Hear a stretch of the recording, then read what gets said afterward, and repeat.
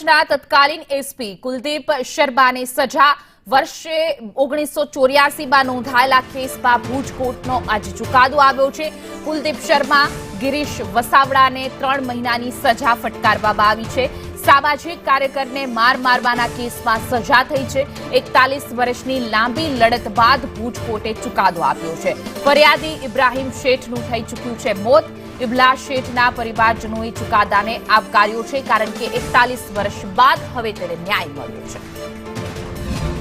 जीती वखते कोंग्रेसना धारासभ्य खराशंकरभाई जोशी અને અબડાસા અને કચ્છ જિલ્લાના લગભગ આગેવાનો જીતી વખતે રજૂઆત કરવા ગયેલા હતા અને રજૂઆત સાંભળવાને બદલે એક વિકૃત માનસ ધરાવતા વ્યક્તિ જેમને સરકારી અધિકારીને ન લાજે એ ટાઈપનું વર્તન કરી અને નિર્દોષ વ્યક્તિઓને નામ પૂછી કે તમારું નામ શું છે એમ નામ પૂછી ઇબલા શેઠ નામ તમારું કેમ છે શું કામ તમને ઇબલા શેઠ લોકો કહે છે એવી માનસિકતા ધરાવતા વ્યક્તિ ખાસ કરીને મારા પપ્પાને